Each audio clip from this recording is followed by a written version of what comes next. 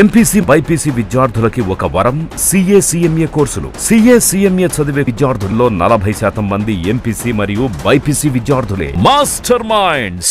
కృష్ణా జిల్లా పెనమలూరు నియోజకవర్గం యనమల కుదురు కరకట దగ్గర రికార్డుల దగ్ధంపై ప్రభుత్వం సీరియస్ అయింది.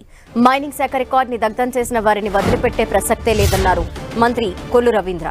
ఈ ఘటనపై పూర్తిస్థాయి విచారణకు ఆదేశించామని చెప్పారు. విచారణ అనంతరం బాధ్యులపై కఠినమైన చర్యలు తీసుకుంటామన్నారు.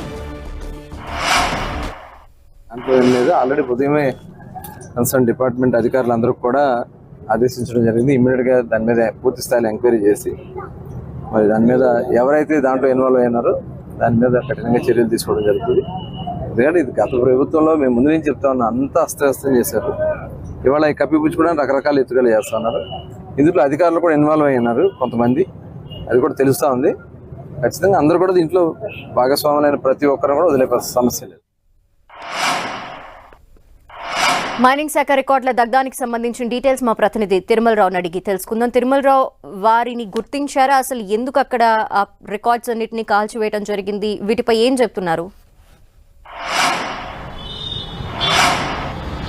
ధనలక్ష్మి, కృష్ణా జిల్లా పెనమలూరు నియోజకవర్గంలోని యనమల కుదురు కరకట్ట మీద ఏదైతే ఉందో ఫైల్స్ దగ్ధం కేసులో మైనింగ్ శాఖ మంత్రి కొల్లు రవీంద్ర సీరియస్ గా వ్యవహరించారు. ఈ కేసు సంబంధించి పూర్తి వివరాలు పోలీసులను అడిగి సమాచారం సేకరిస్తున్నారని చెప్పడం జరిగింది. ఈ కేసు సంబంధించి ఎవరు ఉన్నా సరే వాళ్ళని వదిలిపెట్టే ప్రసక్తే లేదంటూ తీవ్ర స్థాయిలో ఆగ్రహం వ్యక్తం చేస్తారు. ఇప్పటికీ ఈ కేసు సంబంధించి అన్ని వివరాలు సేకరిస్తున్నామని చెప్పడం జరిగింది.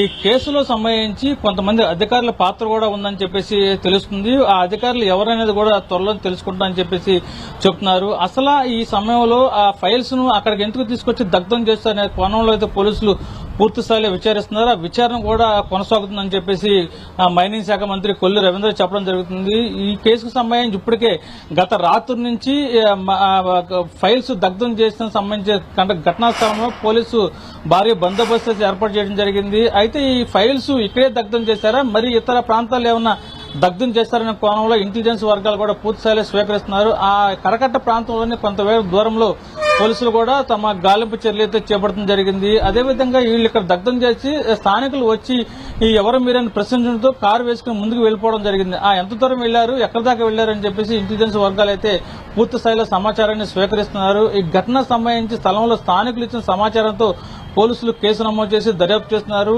ఎన్ని గంటలకు వచ్చారు, ఎంత మాకు ఈ ఫైల్స్ దగ్ధం చేస్తున్నారు అని చెప్పేసి పోలీసులు అయితే విచారణ అయితే ముమ్మరం చేస్తుందని చెప్పారు. ఈ సంబంధించి ఇప్పటికే హార్డ్ డిస్కులు, అదేవిధంగా సీడీలు, కొన్ని వీడియో సంబంధించి టేపులు కూడా పోలీసులు అయితే స్వాధీనం చేసుకున్నారు. ఈ ఫైల్స్ ఎక్కడి నుంచి వచ్చినాయి, ఎవరు తీసుకొచ్చారనే కోణంలో పోలీసులు అయితే విచారణ అయితే ముమ్మరం చేస్తున్నారు. ఇప్పుడు దీనికి సంబంధించి ఇద్దరు వ్యక్తులను అదుపులో తీసుకుని పోలీసులు తనదైన విచారిస్తున్నారు. ఈ కేసు సంబంధించి సమీర్ శర్మ సంబంధించి పొల్యూషన్ బోర్డు సంబంధించిన ఫైల్స్ అని చెప్పేసి ఎవరైతే ఉన్నారో డ్రైవర్ నాగరాజు చెప్తున్నారు.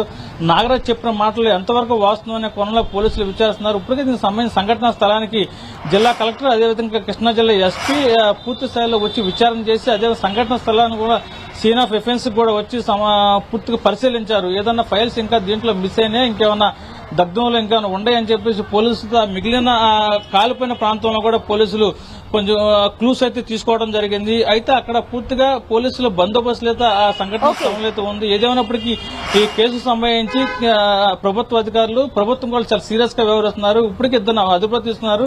ఇంకొంత సమాచారాన్ని అయితే సేకరించాల్సి ఉంది. ధనలక్ష్మి.